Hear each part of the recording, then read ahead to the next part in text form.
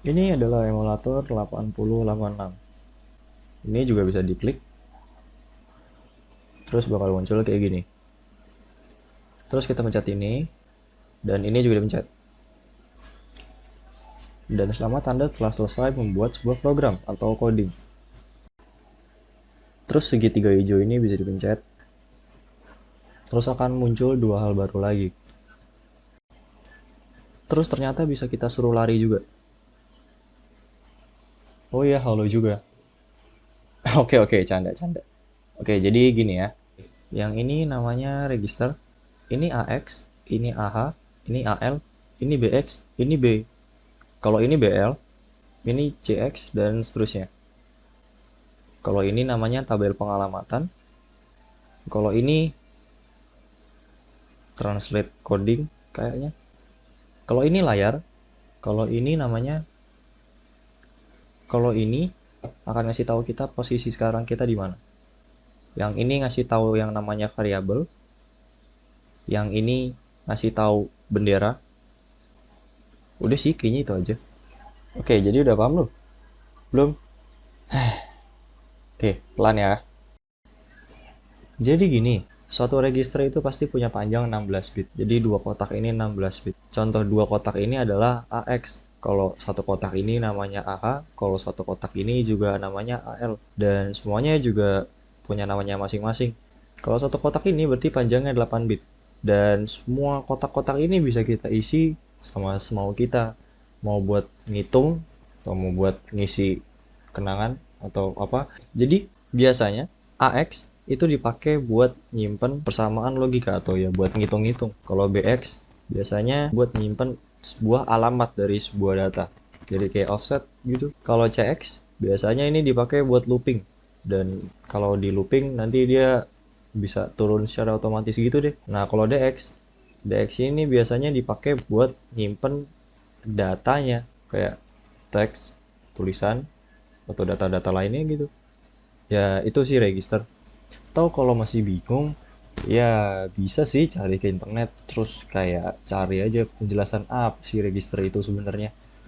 Ya, banyak kok di internet. Atau bisa cari dengan judul General Purpose Register, terus bisa lihat aja di website ini kayak apa aja sih. Jadi sekarang kita balik ke coding deh, biar asik aja gitu. Untuk memulai sebuah coding, harus dimulai dengan ini, dan juga harus diakhiri dengan ini. Dan perintah paling mudah yaitu move AL,8 contohnya. Move AL ke 8 itu dibacanya isi AL dengan 8. Ya, kayak 8 dimasukin ke AL. AL ini adalah sebuah register dengan ukuran 8 bit. Jadi maksimal 255. Jadi kalau ini dia mau, kalau kita single step, dia isinya FF. Ini hexa dari 255. Tapi kalau misalnya kita isi dengan 256, dia nggak akan mau. Jadi kayak perintah lainnya juga masih banyak. Contohnya ada add juga, ada sub juga. Ini artinya tambah AL dengan 4. Kalau ini sub AL dengan 3. Ya, ini bisa dicek. Ini kalau di sini dijalanin. Pertama awalnya 5, terus jadi ditambahin 4 jadi 9. Terus kalau dikurang 3 jadinya 6. Jago kan? Terus kalau mau misalkan pakai variabel itu gimana? Tinggal mungkin kayak lakukan itu. Jadi ini kita deklarasin A DB 5. DB ini artinya dia membuat variabel yang bentuknya 8 bit. Kalau DW berarti dia 16 bit. Kalau mau pakai DW berarti harus kayak AX atau kayak BX atau kayak CX atau kayak DX. B kita akan pakai DB biar 8 bit. Dan kalau misalkan di sini kita kayak add AL, 2 terus move A AL. Ini kalau misalkan kita bisa lihat, ini kita jalanin, terus kita buka variabel. Pertama kita ada di sini, terus di single step kita pindah ke AL. Di sini A-nya bisa kita ubah jadi byte, habis itu kita ubah jadi sign. Jadi isinya 5. Kemudian setelah itu kita pindahin. Ini dia yang sebelumnya AL masih ada 5, terus harusnya setelahnya AL ditambah 2 dan hasilnya akan jadi 7. Kemudian 7 ini akan dipindahin ke A. Kita bisa lihat ini berubah jadi 7. Ya, itu basic variabel sih. Oh ya, lupa nyebutin kenapa harus kita taruh jam start di sini dan di sini harus kita taruh start. Ini maksudnya artinya untuk mendeklarasikan sebuah variabel itu harus dilompatin. Kalau misalkan nggak dilompatin, nanti programnya akan jalan secara infinity to beyond. Jadi harus dilompatin. Mau itu variabel atau kayak message, kayak pesan atau apapun itu harus dilompatin biar nggak error programnya. Ya kayak gitu loh. Ikutin aja. Oke, jadi sekarang ini kita akan mulai perkalian dan juga pembagian. Jadi mungkin bisa dilakukan seperti ini. Kalau misalkan mul ini adalah singkatan dari perkalian, tapi kalau misalkan div ini artinya pembagian, tapi kita akan coba multiplication atau perkalian dulu sebentar. Masukkan 2 ke AX dan masukkan 3 ke BX. Apa maksud dari mul BX? Ini artinya adalah kalikan BX ke AX. Atau jadi intinya AX dikali BX, terus hasilnya ditaruh lagi ke AX. Gitu aja. Jadi kalau misalkan dijalanin, AX isinya 2, kemudian ada 3 di BX, kemudian kalau dikali hasilnya 6. Selesai. Mantap. Anda mulai makin jago, dan sama aja seperti div.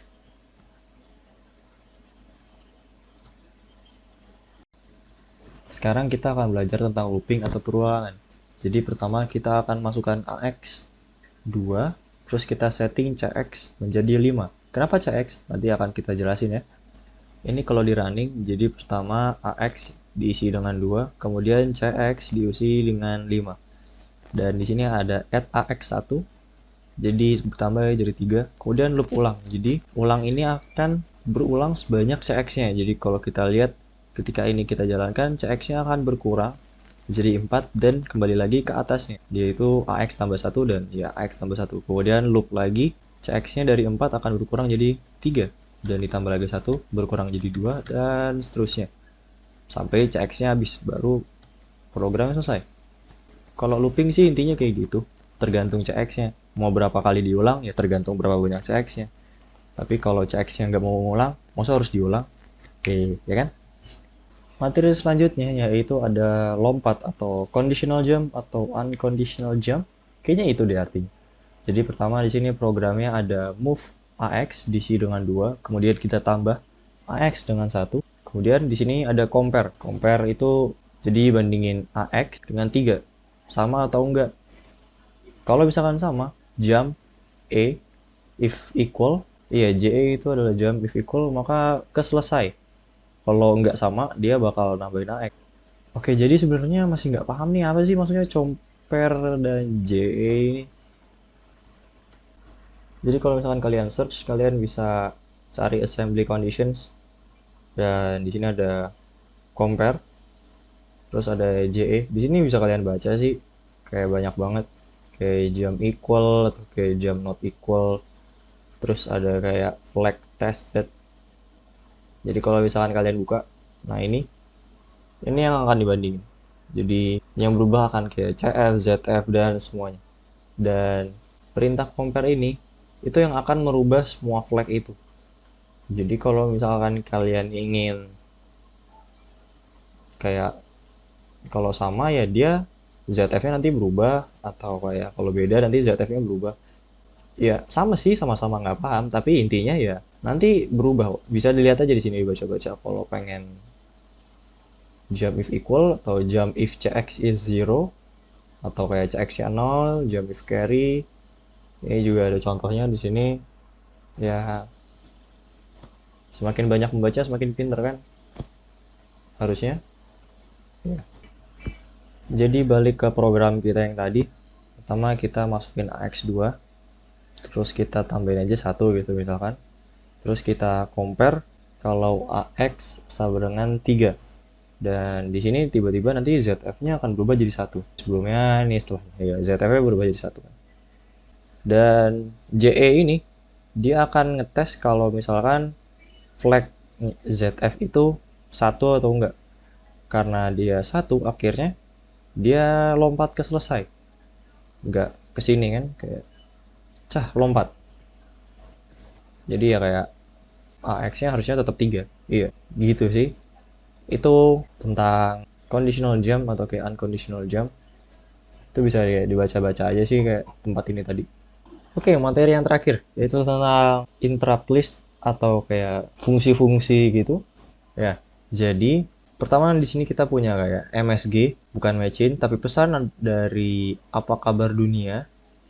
Dan untuk mengakhiri sebuah pesan itu harus diakhiri dengan tanda $. Kemudian kita akan ke start dan di sini ada kayak move AH9, jadi 9 masukin ke AH, terus move DX offset MSG, terus ada int 21H. Kayak ini tuh apa sih maksudnya? Sekarang kalau kalian di internet cari DOS interrupt list, terus kalian cari yang bentuknya PDF kayak yang ini, PDF, terus kalian buka, ada ini di sini dia akan ada kayak semua penjelasan kalau kayak move CH0, terus CL7, AH10, int10. Kita mungkin cari yang int21 aja. Jadi ini adalah yang int21 AH9, yaitu output a string at the x, and then string must be terminated by $. Tadi kayak yang dibilang yang harus ada $. Jadi pertama move the x offset MSG, ini artinya di dx ini kita taruh alamat MSG, kayak ini loh alamatnya MSG. Kemudian kita taruh AH-nya harus 9. Kemudian kita masukkan int 21 interrupt 21H. Dan harusnya dia akan mengeluarkan output string ke layar. Jadi kalau misalnya kita coba di sini ya, jika apa kode-kodenya. Pertama kita ini lompat jadi move AH9, kemudian alamat dari MSG kita pindahkan ke DX dan int 21H kalau dijalanin ya muncul apa kabar dunia. Ya baik-baik aja. Jadi seperti itu sih kalau kalian baca-baca. Di sini ada banyak. Ada yang karakter input dan echo to AL, berarti ketika kalian masukkan move AH7 int 21H, maka nanti akan muncul di layar kayak bisa minta input dan nanti hasilnya itu akan disimpan di AL atau kayak di ya AL disimpan di sini. Ada banyak karakter direct close input, out karakter to printer, read character from standard input with echo, result is stored in AL. Ya kalian bisa baca ini, mencari aja di internet, cari yang bentuknya PDF, DOS interrupt list PDF. Kemudian kalau misalkan kita ganti, ini harus pakai offset ya. Offset itu apa sih maksudnya? Jadi offset itu cuma ngasih tahu kayak masukin MSG ke DX tapi alamatnya ya. Kayak ada juga sih metode lain atau cara lain, yaitu kita bisa kayak lea DX, MSG. Ini sama aja sih kayak kasih alamatnya MSG ke DX. Ini kalau di run juga terus kayak disuruh lari. Oke, ini kayak sama aja sih hasil. Itu perbedaan lea sama move sih sama aja intinya kayak offset. Materi yang benar-benar terakhir adalah tentang array, itu adalah kelompok dari suatu bilangan atau variabel lainnya. Jadi pertama untuk deklarasikan sebuah array itu bisa ada dua, yaitu pertama bisa kayak gini, itu A, sebuah variabel A contohnya db atau dw, itu 1, 2, 3, 4, 1,2, terus terusnya. Itu artinya ya isinya ada 1, 2, 3, 4 dengan besar array-nya atau kayak besar A ini itu 4 angka dalamnya. Atau kayak yang kayak B ini.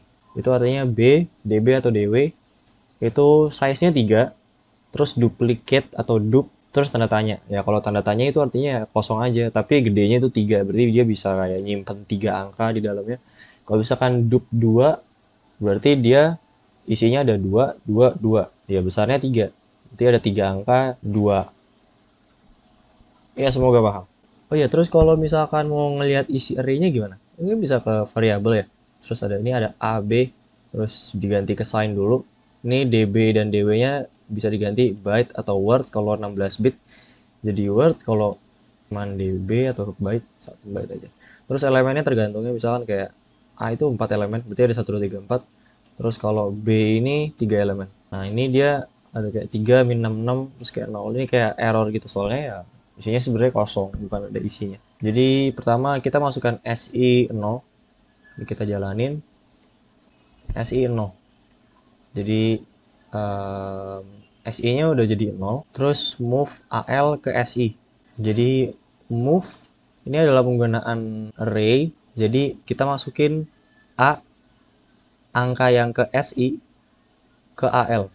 A angka ke SI itu A ke 0 adalah 1. Jadi sebenarnya ini adalah A0, ini A1, ini A2, ini A3. Jadi dimulainya dari 0.